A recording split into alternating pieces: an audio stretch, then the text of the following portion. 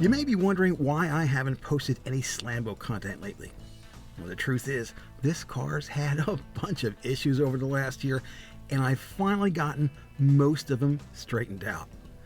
It all started on Memorial Day weekend 2017. I'm headed to the Philly airport to fly out to Indy for the Indianapolis 500. And all of a sudden, Slambo starts running like junk. I'm on 95, which is a kind of a scary road if you've ever driven it because people just drive like maniacs. Started out the trip, she's running fine. I just changed the oil. Everything seemed normal. But after I cross over that Jersey line, I go over the river, it starts acting up. Like the engine's just not running right. Feels like it's missing, but it's intermittent.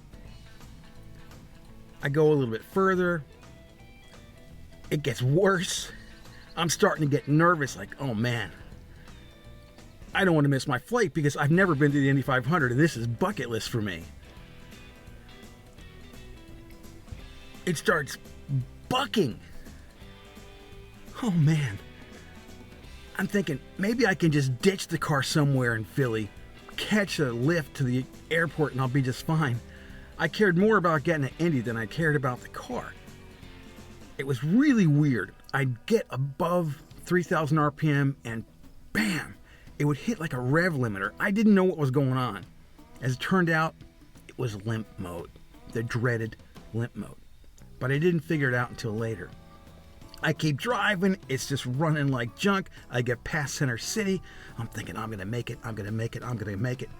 And if you've ever driven on that stretch of 95, you know there's a big bridge, like South Philly, on the way to the airport. I had a bright idea. It was, man, if I can get the car up to about 80 miles an hour, I know I could coast all the way down to the airport and get really close, so maybe the lift wouldn't cost me much. I was able to do that. Got the speed way up, got to the airport. Usually I'll park in economy parking when I fly out of Philly because, you know, it's not like I got a great car or anything, and parking is expensive.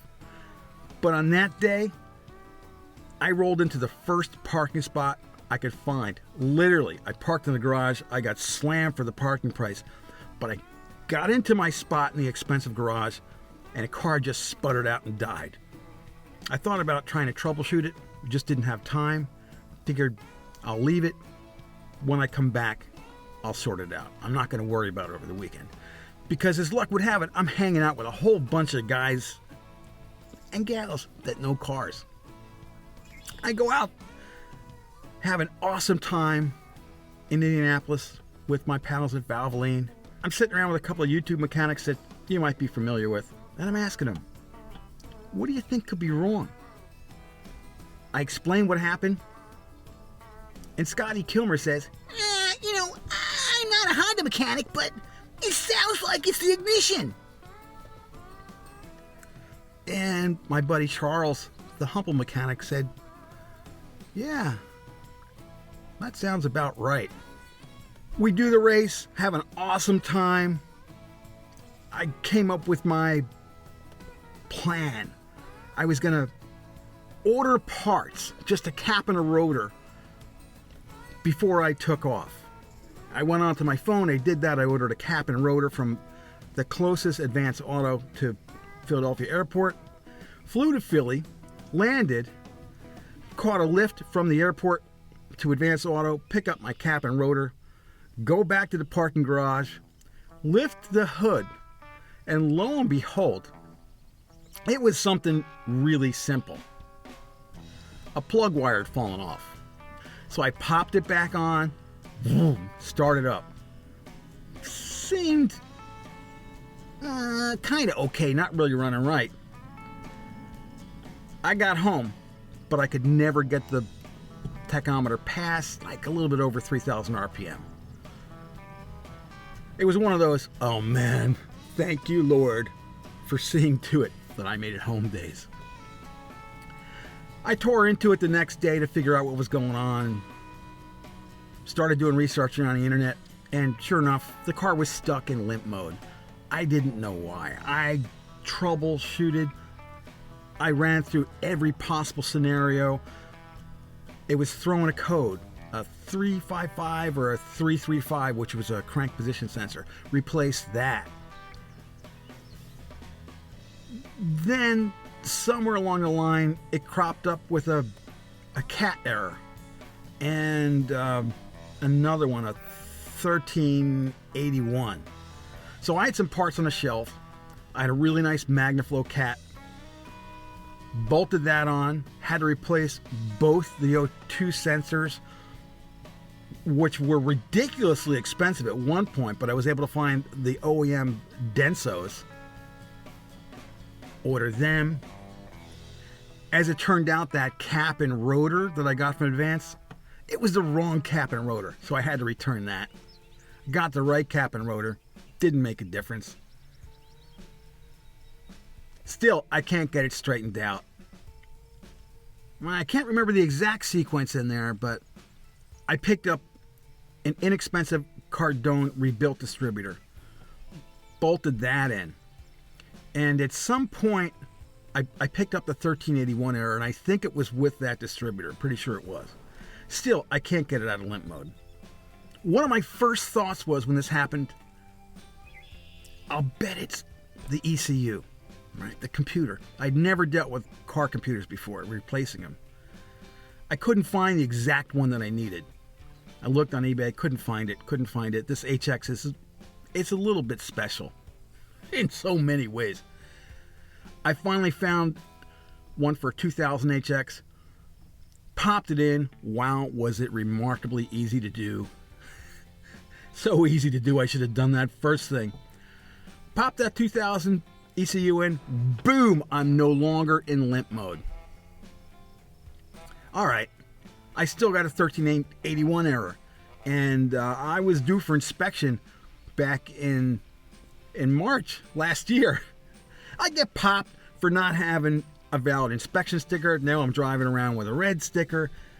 I got pulled over so many times, it's ridiculous. I finally got it sorted out. Got rid of the 1381 error by bolting in another distributor, a Hitachi, supposedly from Rock Auto. But this distributor had issues. It cleared my code, but it wasn't running right. I got my code cleared, and I cleared all my readiness monitors, which we'll talk about that in a different video. Got it through inspection after an embarrassing incident at the inspection station, which I'll save that for another video.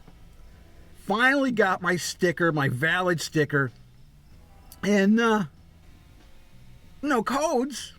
Nice green sticker that's good for the next 9 months or so, but it's running like crap.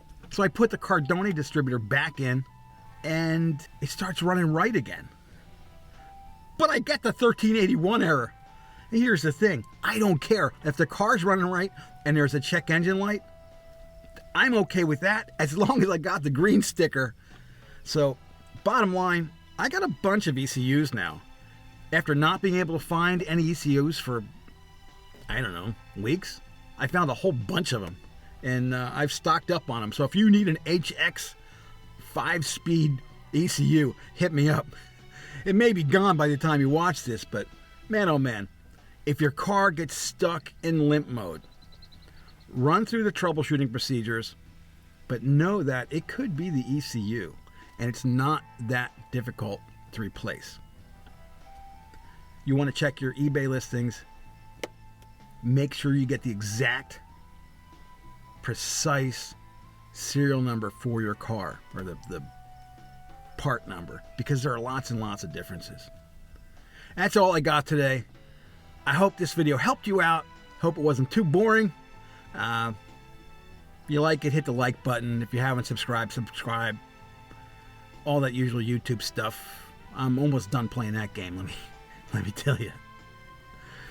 We'll catch you down the road, and hopefully we'll have more fun stuff coming up soon.